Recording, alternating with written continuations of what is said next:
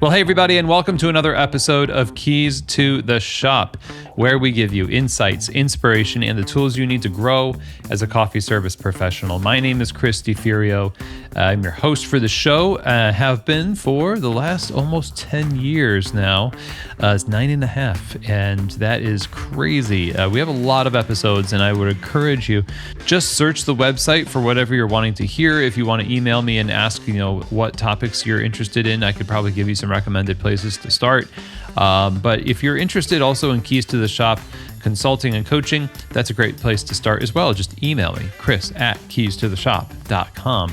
There's also a little handy link in the show notes, as they say in podcasting, to click on, and that'll take you to a calendar where you can find a time to talk with me about any coaching and consulting you might have wanted to take part in, or the keyholder coaching groups that are peer-to-peer mastermind groups for coffee shop owners. About 6 or 7 per cohort get together, 12 2-hour focused sessions over the course of 6 months. It's really dynamic, pretty awesome. Actually, it can be emotional. It can be it's very practical advice offered peer-to-peer coffee shop owners with experience that want to help each other grow as professionals and as a business. And so I've been doing this now for 3 years, hosting these groups. And I think this next one in the fall, it might be one that you want to look into. So check it out on the website under the coaching groups, or just make contact with me here, and we can talk more about that. So now, today's episode is brought to you by our friends at the Barista Series from Pacific. The Barista Series from Pacific has been around for decades. They have been the standard bearer of plant-based beverage excellence for that entire time. Today, they are still the preferred and favored plant-based beverage worldwide for professional baristas. They produce a product that stands up to the heat from steaming. It has great texture. It is also very balanced in flavor. So the drink's star is always the coffee. This stuff is tested by professional baristas before you even use it. So, but I think you should still use it. Of course, you get it yourself and try it. Don't just take my word for it. I mean, I hope I can inspire you. That's what I'm saying. But you should try the Barista Series from Pacific. So to do that, all you need to do is go to their website, pacificfoodservice.com, and they'll send you samples. You'll drink it and you'll be like, oh my goodness, Chris was right. And then you will, you're off to the races. So anyhow, I really love these folks and what they do for the community. So go ahead and check them out, pacificfoodservice.com. Right now, I want to introduce you to our guest on the Founder Friday episode, and that is Amos Gillespie, who is the founder of Wheelhouse Coffee in Kentville, Nova Scotia in Canada. And this story is one that just takes the entire journey from childhood coffee rituals with his father to being introduced to the coffee shop culture, and a barista named Doug who just showed the craft of making coffee. Our guest today, Amos, is such a people person. You're going to find in this interview how he talks about this, but he was just all the more enamored and taken with coffee, getting a job in a coffee shop and moving on to roasting at home, and then eventually roasting and selling that coffee at farmers markets, which led him to his own coffee shop. That coffee shop has been open for a few years now, and now we get an opportunity to talk with Amos about his journey and all that has gone on in the challenges, the rewards, and the blessings of business, both personal and professional. And throughout this conversation, I bet you're going to find yourself in this story, from these early childhood coffee rituals to being blown away by what coffee can be at a coffee fest show in Portland, and dealing with business partnerships and expansion, keeping the main thing while growing your business, receiving feedback from customers, making do with what you have and being a good steward of your opportunities. And all of this is in this conversation with Amos, who is a very grounded person, a people person, and likes really to could exemplify authenticity in business, in conversation. And at the end of this conversation, I was struck with this idea that, if more people approached business the way that Amos has approached it, I feel like we would all be happier and there would be a little bit more peace in the average owner's heart. So, if that tells you anything, you're in for a good episode here. So I'm really grateful to get Amos on the show to talk about his experiences. Let's get right to it. Here now is Amos Gillespie of Wheelhouse Coffee. Well, Amos, welcome to Keys to the Shop. How's it going? Hey, Chris, I'm well. This is a real honor. Yeah, you know what? I don't know how long you've been following the show, but you and I have communicated quite a bit over the past many years. It may have been from the beginning, right? I believe I bumped into you at Coffee Fest maybe 2022. Okay, yeah. And since then, I mean, I've seen the evolution of your business, and you have you started in a roasting first, and then you went into now a brick and mortar cafe, which is awesome. And so here we are, it's been on my mind to have you on the show for a bit. So I'm glad to get you here and to talk about this. So you're a coffee enthusiast turned professional, it sounds like. Like, what was the first step that you took to get coffee in you? Like, oh, that's coffee. And then, I could roast this coffee. I mean, it's a big jump. Not a lot of people make it. So what was your story? Like my coffee beginnings really started as a kid. I started drinking coffee. I think I wrote down here somewhere in my notes like 7 or 8. So a young fellow, my dad was always a big coffee drinker, having people in for coffee to our home. That was always a big thing. He was incredible with hospitality, and I just enjoyed it. And then he was a little bit pickier about coffee at the time. There were certain ones he liked, certain ones he didn't. That's about as picky as he was, but that kind of caught on to me. I think it was like Pride of Arabia, darker roast, French press. He always ground the coffee, did the whole French press thing. So we had pretty decent coffee. And then as growing up and getting out and about more, we started going to a farmer's market. I grew up on an apple farm, so we took our apples and peaches and whatnot to a farmer's market.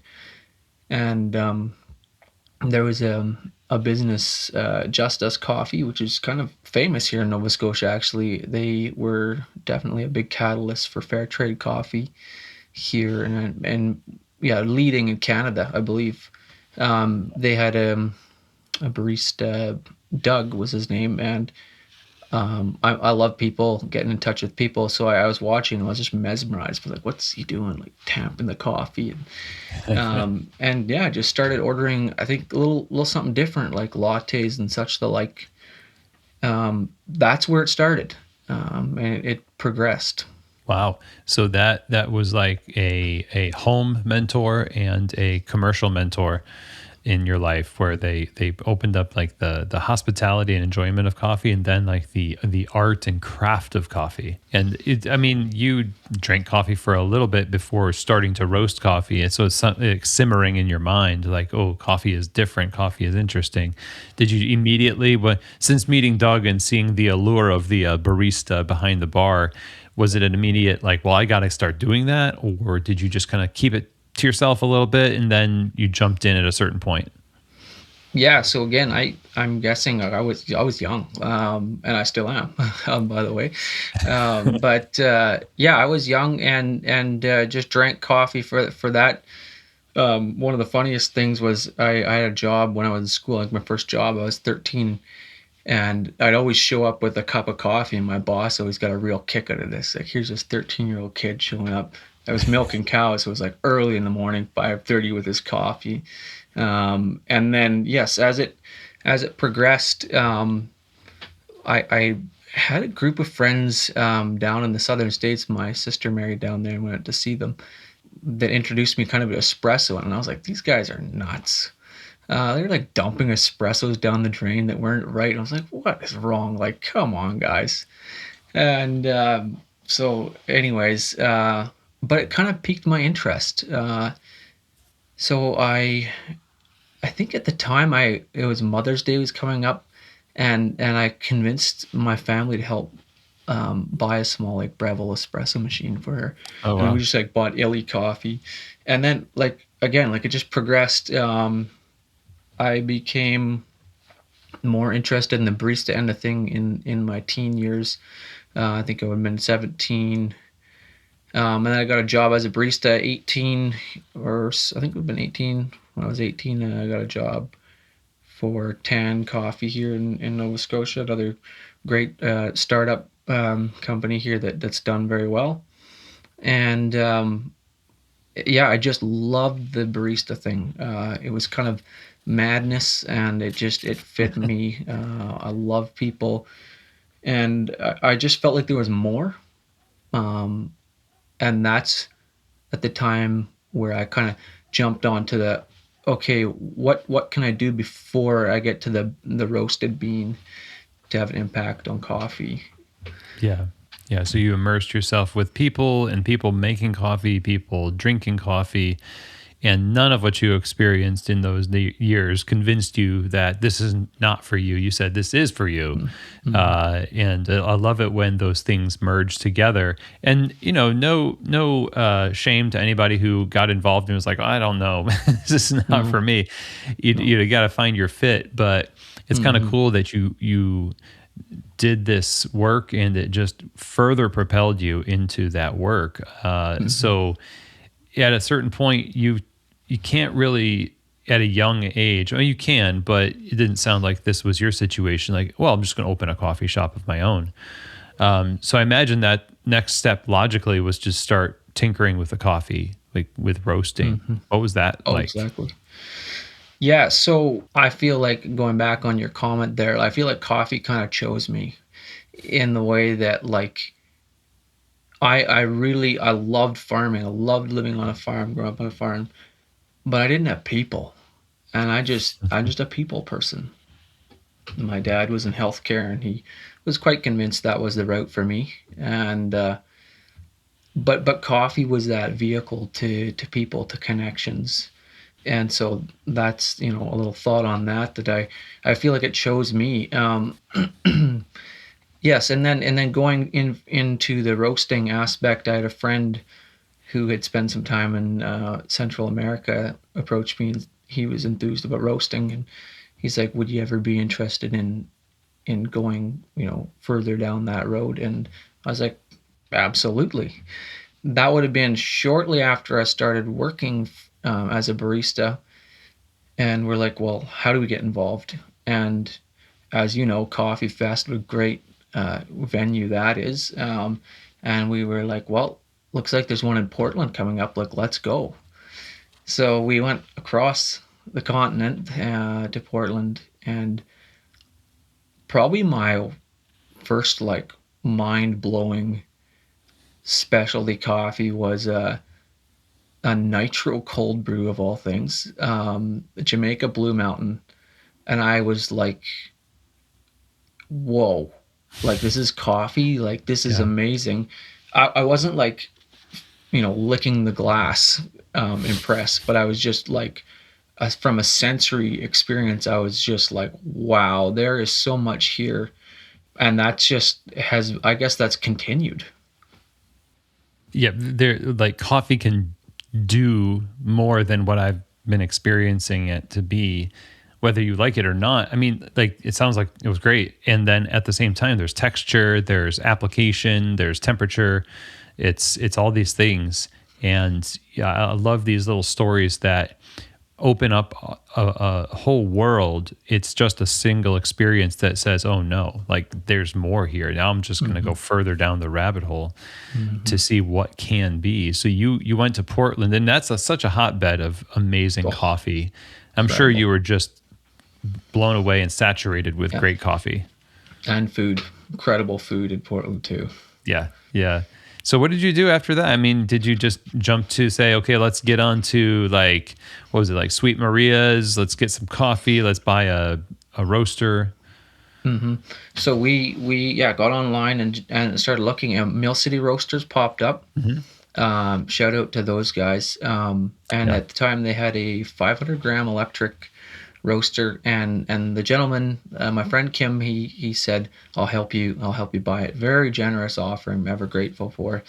And I said, let's go for it. It seemed like the right option for us, and the idea was, let's do this as a hobby, and if it turns into something, great. If not, no big deal. Yeah. And so we did order that. It arrived early 2018, and I actually used Green Beanery, which I can't remember. Maybe they're out of British Columbia. I just would order, yeah, by the pound. And I remember the first roast. It's like I have no clue what I'm doing. Like, and I think my brother, twin brother, and he doesn't drink coffee on a regular occasion, and he got the beans out of the cooling tray, like probably roasted to death, and took them upstairs and put them in the espresso machine and like pulled out like a gnarly espresso, and we had so much fun, and I had it like piped out the window in the basement at mom and dad's, and I just tinkered for the next, I would say, 3 to 4 months, and then I approached, okay, now this seems to be working. How do I scale up? Which is buying bigger amounts of coffee. So that Mhm. was my next step. Your next step, then buying more coffee, the confidence that you had to do that must have come from more and more consistency in the roasting process. Were you logging things and cupping and realizing, oh, look at, you know, Amos is getting better at this? So back to that trip to Portland, I actually took a cupping class. I took the barista training class, which, if you're a barista in a coffee shop, like that's the programs that Coffee Fest has. I can't say enough good about. Very approachable, tons of good info. So yeah, we learned to do some cupping. So yeah, a little bit of cupping, but mostly just making pots of coffee. People come over and be like, "Hey, check this out." I remember having a Kenya that double like Kenya that I brought in, and I roasted it light. And my mom was like, "No, that doesn't taste right." And I'm like, "No, but coffee can be this." So I remember that kind of being like the branching out from kind of heavier development to going like, I think I actually created a flavor note, like a berry flavor note in this coffee, and that's incredible. But I also had to pay more for it because it was a Kenya. Yeah. So yeah, then I think my first bag of coffee I bought was a Honduras, from the Camayagua region. Along with that, I think I bought a Brazil. I can't remember just the details on that. And I started pumping out coffee in that little roaster in the basement. Yeah, it sounds Yeah, amazing. Those were heady days, I'm sure. yeah. Did you have the name Wheelhouse back then? Yes, I believe so. The roaster arrived in February 2018, and I think by August of 2018, I had decided I want a name, and I had made a contest on like Freelancer or whatever it was at the time, and somebody came up with it, and it just, when it was right, it was right. It was like, yeah, that's it. So yeah, came up with the name, and registered it. And luckily, there isn't a lot of regulation around coffee here in the roasting process. I know some provinces in Canada have quite a bit stricter regulation around it, but I didn't have a lot of barriers to entry as far as producing coffee. So it was friends and neighbors, and that's kind of where then it kind of stagnated for 2 or 3 years. Oh, I was busy. I was always roasting, but I work this whole time. I was working full time in construction, on the farm. I spent, yeah, I had a bunch of different experiences. So it's interesting. Like a lot of my working life hasn't been in coffee and hasn't been in business. It's been showing up on a job site or showing up on the farm in my boots. Yeah. So I stand a little bit alone probably with most coffee professionals. Grew up rural. Still am fairly rural. I think standing alone is one way to put it, but standing from entering from a higher position of understanding of work and thinking about the fact that you're a coffee roaster who is the customer of a farmer, being a farmer yourself is quite cool. Hmm. So there's a little bit of that magnetism, I think, that at work there. So that's neat to me, at least. And I'm curious about, so this stagnation period of, or let's just call it the maintaining period, Hmm. to put a more positive spin on it, right? Yeah. You're working, you're roasting coffee, and obviously, if you had full time access to the roaster, you'd probably pump the business up and market more and all this other Hmm. stuff. But what lessons did you learn during the time that you were splitting your time between the laboring and the roasting? And what were the biggest things you took away from that period that even still today you kind of look back on as pivotal for the business? Hard work, honestly. If you know, hard work is what it takes. I think sometimes it takes working hard in the right areas. You can't just go and work hard at the wrong thing and have be successful. But I guess maybe the work ethic would be a way of saying it. The Yeah, just go to work and then have this passion to roast coffee as kind of a hobby, but something I could work towards. Hmm. And that, I think the biggest thing that I learned about, for sure, coffee in that time is that you can't take coffee and just put it in a box. It Right. really has, a lot of nuances to it, from how it's farmed, from how it's processed, right down to how it's roasted, how it's brewed. I think that was kind of the over that time was really what I discovered. Yeah, the nuances of it. Yeah, that's great. And now you created a moment. There was a moment that happened where you shifted. And was it a moment that happened naturally where the business started to pick up on its own, or did you make that decision yourself to enter a little bit more fully into Wheelhouse? Yeah, so life happened. I ended up moving out of home, moving into a place on my own, and getting married the summer of 2020. Hmm. And my wife was also a part-time barista, and had a real love for it as well. And so we kind of had a dream of, uh, that would be so nice to have a coffee shop. It would be, we loved that idea. Wanted to create a space where people could come and, enjoy each other's company, a community space. Yeah. And what that looked like at that time was, well, at that time, I think it would have been 2020. We got married. 2021, we decided to get a bigger roaster, and we're just like, I think we went to the bank and we're like, let's see, what do they think? What can we do? And they said, yeah, we could support you, financially, to get started, by the way of financing, helping us finance a roaster.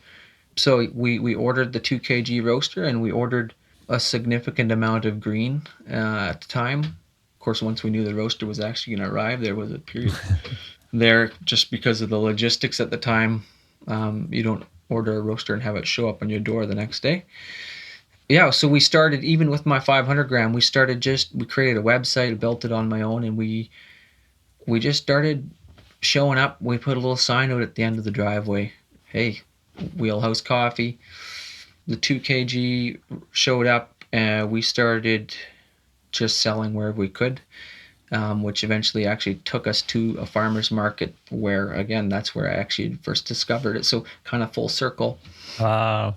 And started selling coffee right next to my mom and dad there, selling apples, and it really caught on.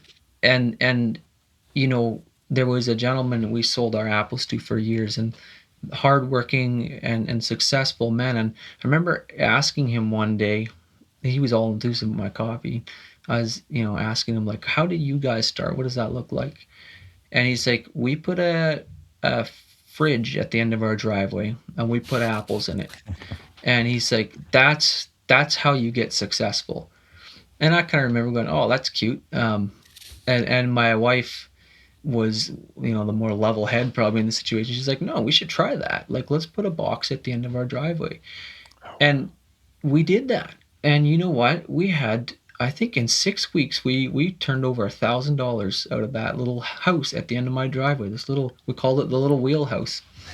Um, and our community would come, and people would stop by. We'd end up having conversations with people that would come through town and from all over the place. It was awesome. It created community, and kind of, I really feel like it helped define what we were all about. Um, and that to me is important, when things get difficult, to be able to fall back on, like, no, this is what we're about. We're not Yeah. just about the numbers and the tasting notes on a bag. We're about making, creating a space people can come together, whether that's at the end of my driveway or in my coffee shop.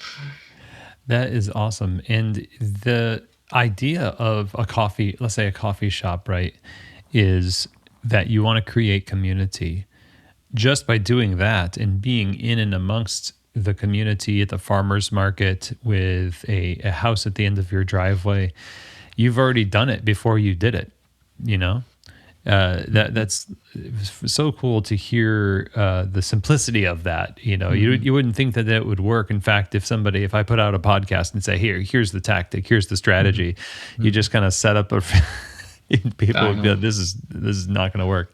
But that's what I love about these stories is just proving the connection that people have when they invest in one another. So, what kind of feedback did people give you about your coffee as they began to purchase more of it that affected the way that you developed the roasts? I mean, the early years you're talking about discovering notes that you could get out of a Kenya. Well, now that you've got what I assume is just regular customers, what kind of processing of feedback did you end up doing? It's interesting. I feel like there's been businesses, they can help you grow personally, and sometimes that's the cool thing about having a business, is really challenges you. And so I think starting out, I really wanted to have that new flashy, anaerobic or whatever it is. I love that. I still do. Like, I still enjoy drinking that kind of coffee. But I wasn't really paying attention to the important part of, like, what can I actually sell to my customer that's maybe eventually I can get somebody geeky, to buy my anaerobic. But if I don't have a Brazil or just a nice washed Honduras on the shelf that I can sell to them and they can really enjoy, I'm missing out on a lot. And we have a demographic here that is quite a bit like fast food style coffees. Tim Hortons, of course, we're in Canada.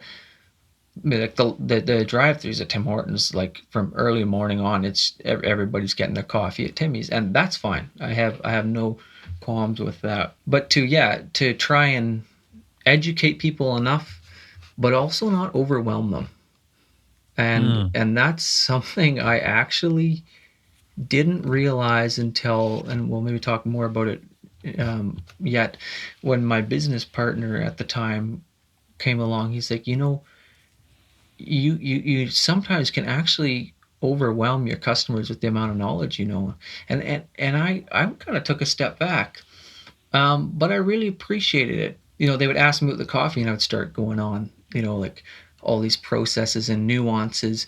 Yeah. And he made an observation that people kind of, oh, this isn't a product for me. That's too fancy for me. And it was a really good insight to just get to know my customer, have a relationship first, and then find a coffee that fits that. That's very good. And then you adjust the way that you source, potentially, not even consciously, maybe over time. It just is input from the relationships that you have, and now the coffee becomes a regular thing. You already have regulars. People are making it in their homes, and now the coffee shop came about. at some point, I imagine, not too long after you started to see sort of like an upswing in the roasting Mhm. popularity and regularity. How did that opportunity come to pass? We had a nice a little espresso machine and bar at the farmers market, and prior to that, we'd invite people to our yard. Actually, we'd have coffee community evenings. After COVID, everyone was a little bit, cabin fever and ready to go. And when we would have our friends and neighbors, especially from our church community, come out, we'd have someone bake like cinnamon buns or scones, and they would come, and it gave me the ability to serve my coffee the way I felt like it should be served. Yeah. Versus them grabbing a bag and going home and brewing it themselves. And I think with that part and then the part of the feedback we got from the farmers market, people would come by and they would just be, drooling for oh, Amos is here. I want a cappuccino from Amos. And I was, feel honored. That's just awesome. I love that. And so they caught on that I really was passionate about it. And they started, looking for that. And I think I mean, I did have people just say like, when are you opening a space? And I was like, well, Yeah. that's easier said than done, right? Like, and then I had at the time I had a friend of mine reach out and say, would you ever be interested in doing something together? He had some experience in the cafe business, and I said, I'd think about that. So me kind of more with the knowledge on the coffee, and him with some background in food and restaurant work, we felt like we could start looking for something. And yeah, subsequently, a corner location in the town of Kentville here in Nova Scotia, it kind of fell into our lap. Wow. Again, I had a connection to the guy that was in the place. He was a couple booths down on the other side of the aisle at the farmers market, and we managed to be one of 10 people looking at the place, and we walked away with the keys. So it was meant to be, I would say. And that was September 2023, and it's just been kind of a blur since, of growth, of some really challenging times, as well, all the in between. What are the most challenging times when you were taking that on? you know so we started out with nothing, Hmm. like authentically a brick and mortar. So yeah, getting in there, and just like our goal was to make it a month, make it 2 months, make it three. We're paying, I would say, a good premium for our rental space, but that was the going rate in town. So if you want the place, this is what you pay. Right. So that, that was no surprise because we agreed to that before we got in there. But yeah, like, how much is our bill going to be? And kind of working through some of those, we didn't have any experience, and like I said, it kind of fell in our lap. So it's not like we had sat down and penned and papered everything out to figure it out. We just kind of started, and we were open 6 days a week, and it was my wife, my business partner, and myself, and that's how we ran it. No dishwasher for let's say, I think the first 5 months, and then we felt like we were gonna need to hire someone. We just started out, first of all, buying wholesale baking from a French bakery, making like no margin. Of course. Um, Yeah. and yeah, so then we hired a young lady to help us bake. I think we started 1 day a week, and then Hmm. two, and then four, and um, so I would say probably in the beginning it was just workload. Was I was just there every day. Yeah. Um, Yeah. and then my wife, and we had, at the time, we had our daughter, um, would have been, I guess she would have been a year, a little over a year. So it was busy, and I was, 35 kilometers from the shop. So and then roasting, like it, and some of it hasn't changed. Like this business takes everything, and I love that. The rewards are big, and then I think, yeah, coming into the years following, it didn't seem like it was plausible to continue ahead with the relationship with the business partner.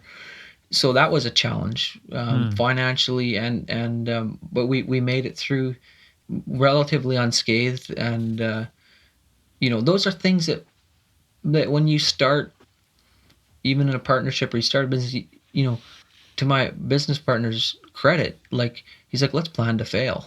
And I like that, because when you don't think about what it might be like to have relationship challenges, for instance. And to his credit, we were able to exit that, and without too much collateral damage, and go our separate ways. Yeah, and that was a big learning step, just to have someone with his depth of experience in the business. We wouldn't be here today if it weren't for him.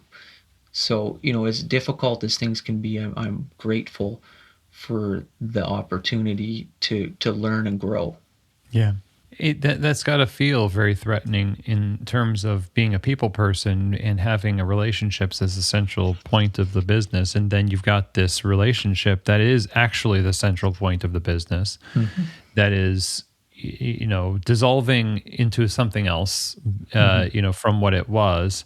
Hmm. What was it that you were ultimately trying to preserve in the business through this? And I mean, I guess it must have been worrying, but also reassuring by looking at the direction the business was going through Hmm. this time. For me, it was, I'm I needed to be able to just trust.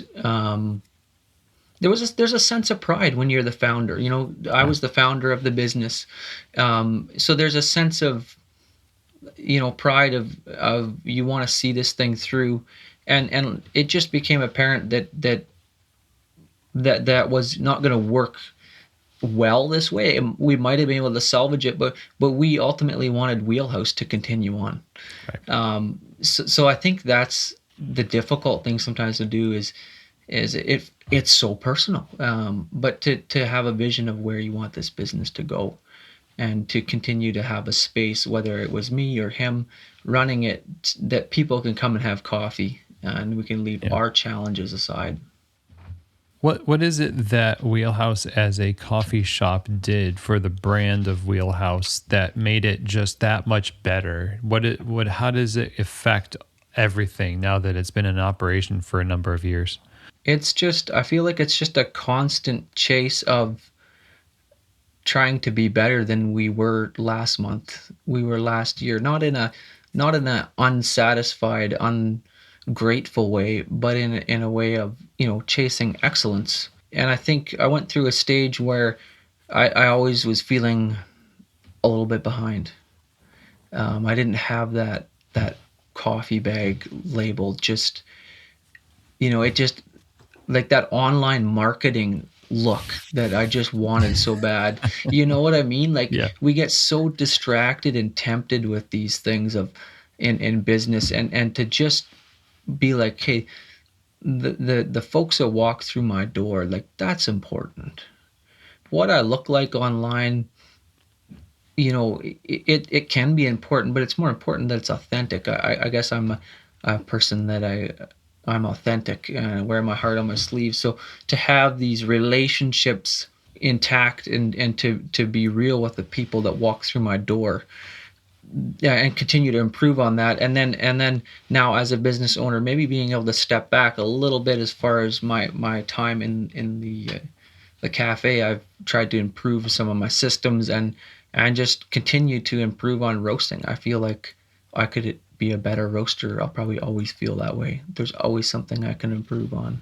Yeah, that is so like we talk about it on the show a lot, like the industry tempting you, and it's hard to be authentic. It's like Hmm. if you yourself are comprised of a bunch of other things that are not you, how can you be authentic if that's the Hmm. case, right? Hmm. So it's good that you've got that kind of a leaning and sensitivity to wear your heart on your sleeve, because you might just forbid yourself from that kind of betrayal.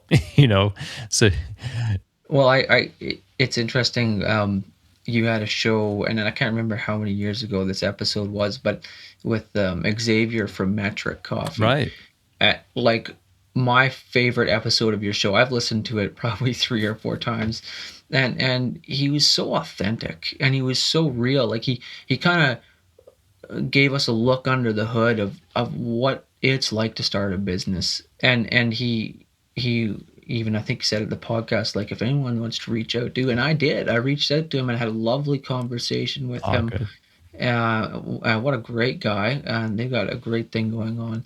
And I think sometimes people can walk through the front door or come across my page online, or on social media, and they can be like, wow, like this is decent, like this is quite a business, quite a brand. But when you look under the hood, it's challenging. We weren't able to continue to live where we were. We were able to move in with my mom, which was awesome. I'd lost my dad, so I was able to Mm. move in with my mom and help her out. But like we're living in my mother's place, trying to share cost with her to make this thing work. And I think that that's important for people to see the real. And I do this because I love it. I don't do it for profit margins, and I think probably at times I need to do it more for profit margins. We also can be, apologetic for everything. I'm so Mhm. sorry this coffee so much, and when it's like, no, I paid my staff well to make you a high quality cup of coffee, and that comes at a cost. So I'm still learning. I'm still learning to balance that all. That was the question I was going to ask you, was the balance, but maybe like um, it has to do with the numbers in the Mhm. business side of things that is needed in order to fulfill the missional vision side of things, where it needs to make sense in both areas. And I'm curious how you view it. And it feels like you've kind of viewed things the same way for quite a long time. But today, with more complexity in the business, let's just face it, there's more Mhm. complexity there. How do you maintain a sense of groundedness in that vision while at the same time making the numbers make sense? Kind of two things. I remember a customer of mine one morning while I was making his drink. We were just talking about the financial challenges that come with a business, and he said, I started with loaning quite a bit of money. Him, not me. He started a business loaning quite a bit of money, and 2 years later, he's like, I don't really have a lot to show for it. And he's like, you can be really thankful that you're not owing a lot of money. Mm. And I think that probably was, kind of the universe looking out for me, so to speak. I think when I first started, I was kind of tempted by these, like this online marketing, and I could have probably sunk a lot of money into areas that wouldn't have served me that well. So we've had to be disciplined, and probably could be more disciplined. But like we've had to be disciplined, and because out of necessity. Yeah. And another probably top 10 piece of advice I got when it comes to business is keep your eyes on the books every day. And that has been worth it. I would say pretty much every day we are nose in the books. What's going on? What's happening? And sometimes success means that you're $1,000 ahead of where you were 6 months ago. Right. Like it's sometimes so incremental. And do I know? I don't know for sure all the time what it is that I can do, but in the fullness of time, you kind of start to learn. And I think that that's looking back with even having to reach out for help for finances to keep the wheels on. I was actually impressed how well I knew my business, and I don't say that in a way of like I know what I'm doing, but when we looked over the books, the gut feeling that sometimes can be scary to go by, it was actually correct. So that's reassuring, and I don't know how to stay grounded. I guess to be thankful and realize that the rug can get pulled out from under your feet. This week I was feeling really optimistic. I get to the shop Monday morning, the dishwasher broke down. $1,200 repair coming up. So that Yeah. keeps me grounded. Right. Yeah, there's a lot of things. I mean, it's almost like being grounded is not like a tactic that you practice every single day in a very like it's on the schedule to be grounded, but Right, you'd have right. to make up your mind to like I like the thankfulness angle, especially just Mhm. considering it all to be, well, this is just all kind of a blessing to have and to get to work in this. And the gravity of that attitude really seems to produce a certain kind of stewardship and to where the numbers don't become as much of a chore. Not that they're always fun, but you kind of have the face behind the numbers now, literally the Mhm. people, Mhm. right? Yeah. Yeah. And I think that for me, there's still is days, but there was days where I was on my way to the shop and I was just like, this doesn't feel like a lot of fun right now. Yeah. And I went through that time, and there was things at that time again that we were facing that were challenging. But every time I went, would I just give this away? I would say no, because of the conversations that I would have in the cafe. We we named our son, who is going to be one here coming up soon, after one of our customers, Wells. And Nice. my friend Wells, I knew from my first barista job, and he comes in every day. Every day he comes in, and he gets coffee on the house, but he is so generous and so kind, and I've gleaned so much wisdom from him. So you can look at your customers as a potential sale. And I always tell my baristas, like, customer service starts when their foot's in the door. If you Yeah. can greet them as soon as their foot's in the door, but it's more than just trying to win the sale. It's about trying to create that relationship that keeps them coming back, and to I think I probably lead by example in that. And I've even told my staff when they're coming in for shift, when they walk by Wells, take some time to talk to them. If I'm totally swamped, yeah, come help me out. But take time for our customers, because that goes a long way. Then they'll tell you when their coffee's cold. Yeah. Yeah, that's right. They trust you. Yeah, that's right. Uh, so we're kind of naturally at this place where now you've received some great advice along the way, and you've learned some things. Talking to other cafe owners as you are now, and those that may be potentially starting one, what is your best advice, or how would you advise them to, develop themselves, their business? What kind of energy and focus should they give, in what areas?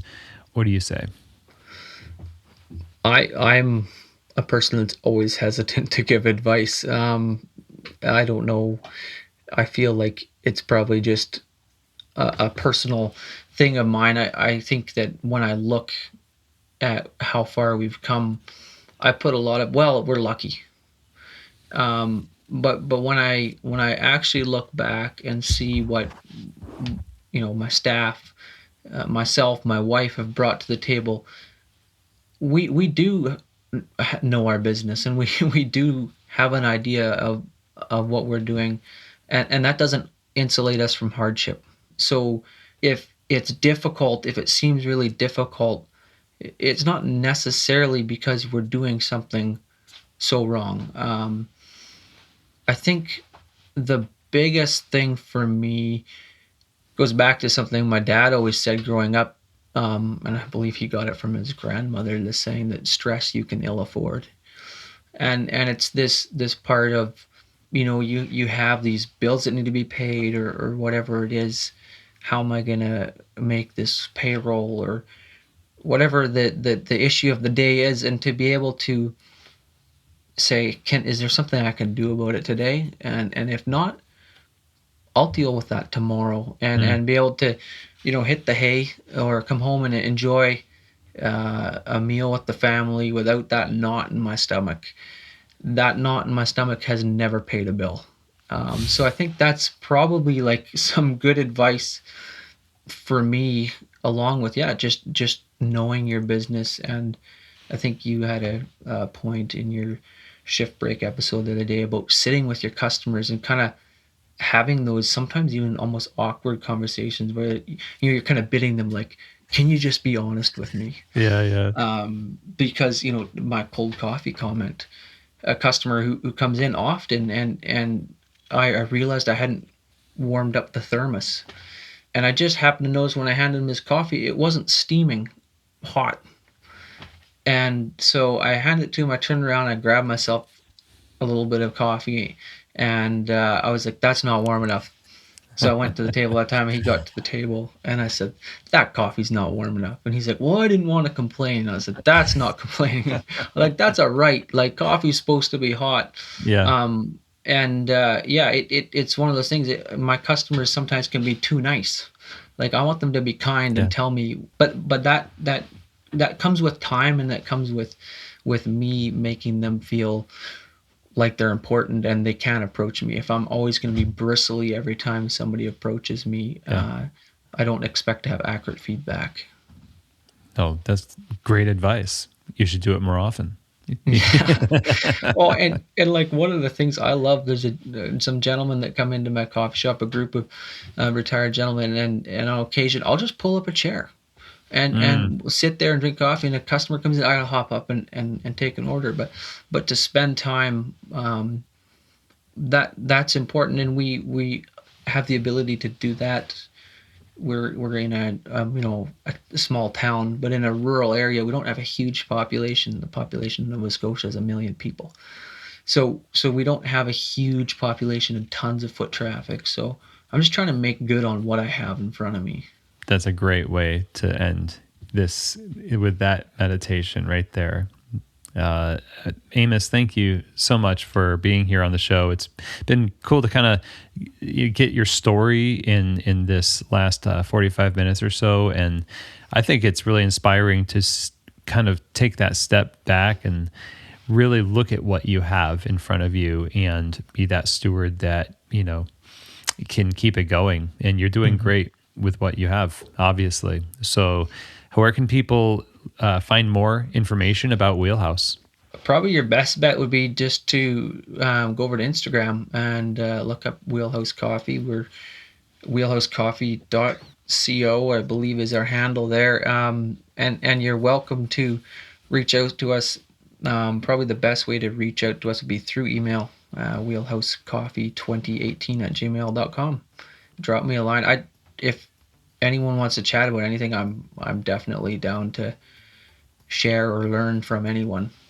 Excellent. Well, thank you, Amos. Really appreciate you. Yeah, it was a real pleasure, Chris. Okay, everyone. I hope that you are inspired by Amos's story. It's as real as it gets. And it is really refreshing to see the focus, the simplicity of approach.